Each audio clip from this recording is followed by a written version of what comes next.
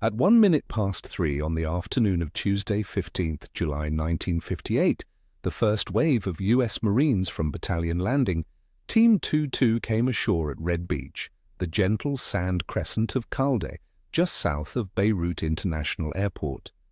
They were the leading element of 14,000 troops the Eisenhower administration had ordered into Lebanon over the previous 30 hours. The Marines waded in with M1 rifles up, in full pack, expecting to be fired upon. They were not fired upon. The Lebanese beach was full of sunbathers. Souvenir vendors had already begun working the line. A small boy ran into the surf to help a Marine corporal whose amphibious tractor had bogged down in the soft sand. By 6 in the afternoon the airport was secure and the embassy in Beirut had been reinforced. By the end of the week, an Eisenhower envoy named Robert Murphy was in a hotel room with the President of Lebanon negotiating his departure. The Marines stayed 3 months. By the time they left in late October, Lebanon had a new president, a new compromise, and the same constitution. 68 years later, the compromise is breaking down again, in the same place, over the same question. The question is who arbitrates when the Lebanese can no longer arbitrate themselves. Camille Chamoun had been president of Lebanon since 1952. He was a Maronite Christian, as the National Pact of 1943 required the president to be.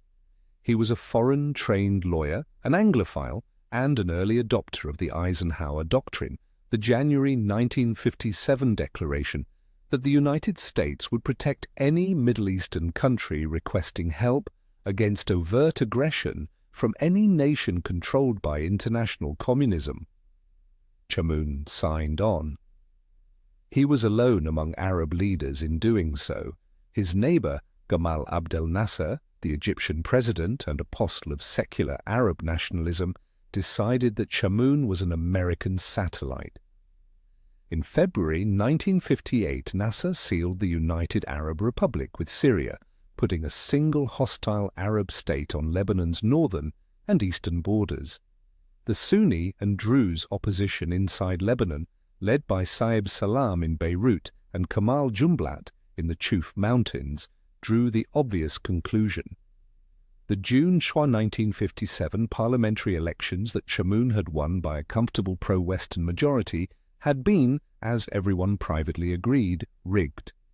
By May 1958, Lebanon was in low-grade civil war. Sunni neighborhoods of Beirut and Tripoli were under opposition control. Druze militias were fighting Maronite militias in the Chouf. Syrian arms were crossing the Bekaa Valley to the opposition.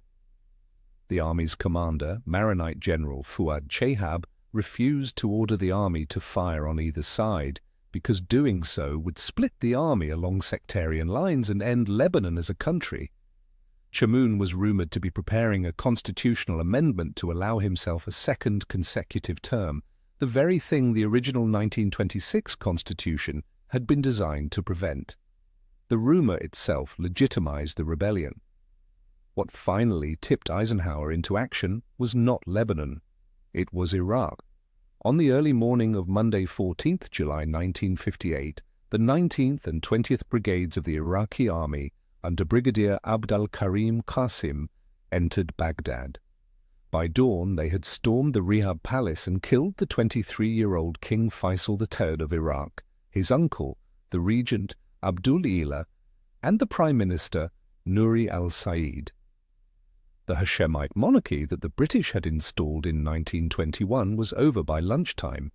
Eisenhower, who was at the White House when the cables came in, called the National Security Council that afternoon. Chamoun's request for American help, which had been on file in some form since May, was now urgent. The next morning, the Sixth Fleet, already cruising the eastern Mediterranean, received its orders. Operation Bluebat began at 03:01 the following day, with the leading Marine battalions transferring from troopships to landing craft. The official mission of the 14,000 Americans now in Lebanon was to protect American lives.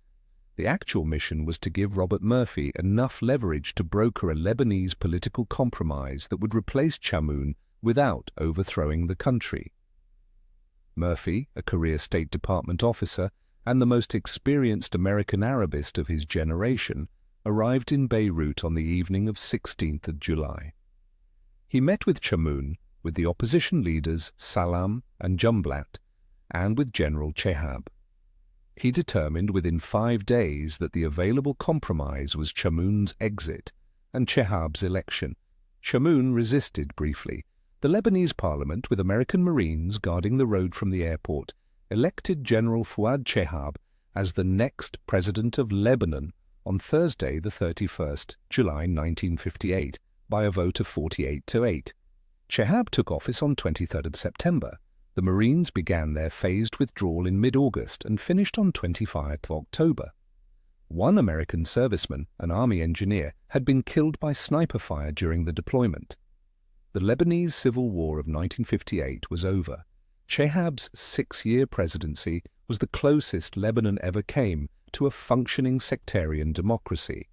He reorganized the state services, expanded the army, recruited Shia officers and Sunni civil servants on a measured quota basis, and ran a quiet anti-corruption campaign. He refused to run for a second term.